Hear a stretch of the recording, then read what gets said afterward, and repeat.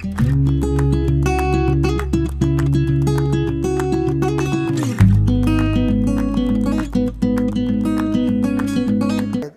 கேள்வி, தாவர களத்தின் களச்சுவரில் அதிகளவில் இருக்கும் உயிர் மூலக்கூறு யாது? அப்போ இந்த கேள்வியில் தாவர களத்தில் மட்டும்தான் களச்சுவர் இருக்கும், அது உங்களுக்கு தெரிஞ்சிருக்கும். விலங்கு களங்களில் களச்சுவர் காணப்படாது. ஆகவே தாவர களத்தில் இருக்கிற களச்சுவரில் காணக்கூடிய உயிர் மூலக்கூறு என்பது உயிரியல் மூலக்கூறு. அப்போ அந்த உயிரியல் மூலக்கூறில் அதிகளவில் இருக்கக்கூடியது எது என்ற கேள்விக்கான விட 4 வழங்கப்பட்டிருக்கு. முதலாவது குளுக்கோஸு, 2வது செலுலோஸ், 3வது சுக்ரோஸு, 4வது விடை மாப்பொருள். அப்போ இது ஒரு எளிமையான கேள்வி, உங்களுக்கு உடனடியாக இதுக்கு கண்டுபிடிச்சிருப்பீர்கள். செலுலோஸ் தான் தாவர களத்தில் காணப்படுகின்ற களச்சுவரில் இருக்கிற ஒரு உயிரியல் மூலக்கூறு. செலுலோஸ் ஒரு கார்போஹைட்ரேட் கட்டமைப்பை உடையது. மற்ற விடைகள் உங்களுக்கு கார்போஹைட்ரேட் கட்டமைப்பினுடைய ஒரு சக்கரைட்டான குளுக்கோஸு வழங்கப்பட்டிருக்கு, 2 சக்கரைட்டான சுக்ரோஸ் வழங்கப்பட்டிருக்கு. ஆனால் அது களச்சுவரில் காணப்படாது. ஆகவே பொருத்தமான விடை செல்லுலோஸு. 4வது விடை மாப்பொருள் கார்போஹைட்ரேட்டுக்கு வழங்கக்கூடிய ஒரு பல்சக்கரைட்டாக காணப்படுது. அது பல்சக்கரைட்டாக இருந்தாலும் எங்களுக்கு களச்சுவரில் மாப்பொருள் இல்லை. ஆகவே பொருத்தமான விடை செல்லுலோஸு. இந்த படத்தில் காட்டப்பட்டிருக்கிற மின் சுற்று தொடர்பான கேள்வி. ஒரு மாணவர் அலங்காரத்திற்கான சர்வசமமான குமிழ்களை பயன்படுத்தி பின்வரும் கூற்றை செய்தார். ஒவ்வொரு குமிழினதும் தடை 300 ஓம் எனின் 18 வி என்பது வோல்டேஜ் மின்னழுத்த வித்தியாசம், 18 வோல்டேஜ் கள அடுக்கினால் வழங்கப்படும் ஓட்டம் யாது? இதை தவிர உங்களுக்கு அடைப்புக்குள்ள வழங்கப்பட்டிருக்கு கள அடுக்கின் அகத்தடை புறக்கணிக்கத்தக்கது. அவை கேள்வி என்னன்னு சொன்னால், இந்த சுற்றில் இருக்கிற இந்த கள அடுக்கில் காணப்படுகிற அதாவது 18 வோல்டேஜ் மின்னழுத்தத்தால் எவ்வளவு மின்னோட்டம் பிறப்பிக்கப்படுகிறது? இதுதான் உங்களுக்கான வினா. இதுக்கு தரவும் உங்களுக்கு தந்திருக்கிறாங்க. இங்கு காட்டப்பட்டிருக்கிற ஒவ்வொரு மின்குமிழும் சர்வசமமான மின்குமிழ் 300 ஓம் தடை உடையது. அப்போ பாருங்க, இந்த சுற்று ஒரு சமாந்தர சுற்றுக்களாக காணப்படுது. ஒரு எளிய சுற்றுக்களாக நாங்கள் அதை மாற்றினோம் என்றால் எங்களுக்கு இந்த கணக்கு செய்கிறதுக்கு லேசாக இருக்குது. அப்போ இதில் நாங்கள் எளிய சுற்றுகளாக மாற்றுற நேரம் இங்கே 2 தொடர் மின்குமிழ்களும் இந்த 2 தொடர் மின்குமிழ்களும் காணப்படுது. இந்த 2 தொடர் மின்குமிழ்களும் இந்த 2 தொடர் மின்குமிழ்களும் சமாந்தரமாகவும் இருக்குது. பாருங்கள், மின் இதுக்குள்ளால் வார நேரம் இடத்தை பிரியடையும். அதாவது நேர்முனையிலேருந்து இப்படி வார நேரம் மின்னோட்டம் பிரியடையும். அப்போ இந்த பிரியடைகிறதால இது சமாந்தரமாக இருக்குது. அப்போ அதே நேரம் நீங்கள் பாருங்கள், ஒரு மின்குமிழுக்கு 300 ஓம் தடை காணப்படுகிறது. அப்போ இந்த மின்குமிழுக்கும் சேர்த்து எவ்வளோ வரப்போகுது? 600 ஓம் தடை காணப்பட போகுது, இது 2க்கும் சேர்த்து. அப்போ இங்கேயும் 600. அப்போ 600 ஓம் தடையும் இந்த 600 ஓம் தடையும் சமாந்தரமாக இருந்தால் அதன் சமான தடை உங்களுக்கு 300 ஓம் பெறப்போகுது. அது எப்படி இலகுவாக கண்டுபிடிக்கிறோம்? தடைகள் சமனாக இருந்து சமாந்தரமாக இருந்தால் நிச்சயமாக சமானத்தடை அரைவாசியான் வரும். அப்போ 600 ஓம் சமனாக இருக்குது, சமாந்தரமாக காணப்படுது. அப்போ சமானத்தடை என்ன? 300 ஓம். அப்படி இல்லைன்னா நீங்கள் அதை பாடசாலையில் நீங்கள் கற்பித்த முறைப்படி நீங்கள் சமானத்தடை காணணும். அதுக்கான சமன்பாடு 1R சமன் 1R1 சக 1R2 நீங்கள் போட்டு காணணும். அதை விட இது இலகுவான முறை. உங்களுக்கு இந்த கணக்கு இலகுவாக செய்யக்கூடிய மாதிரி தான் அமைஞ்சிருக்குது.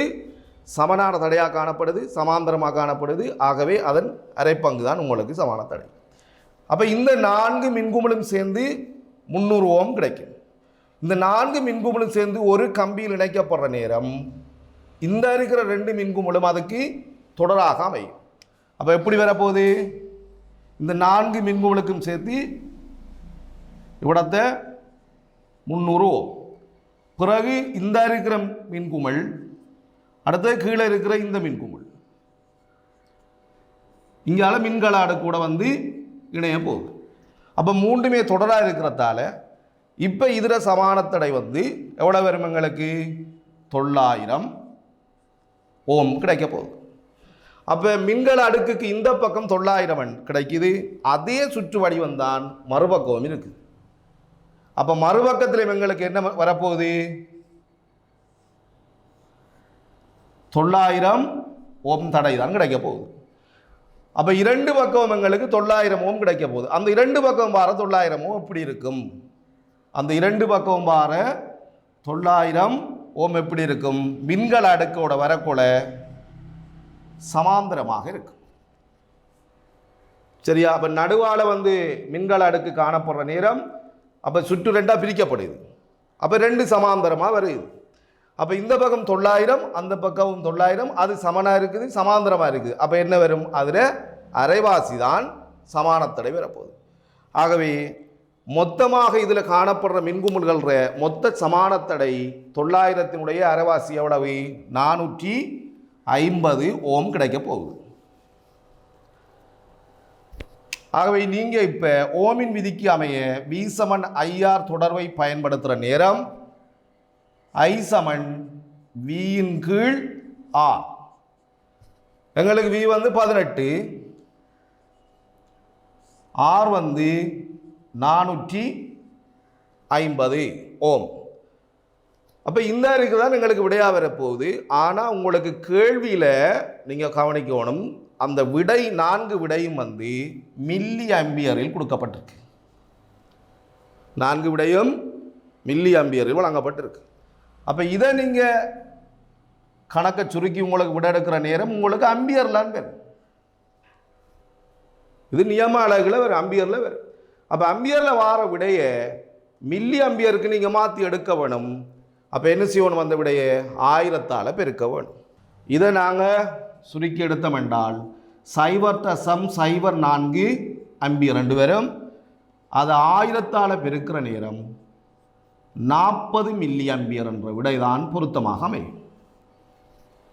பச்சை விட்டு வாயுக்கள் புவியின் வளிமண்டலத்தை வெப்பமாக்குவது என்ற தலைப்புக்கு பொருத்தக்கூடிய விடையை தெரிவு செய்ய வேண்டும்.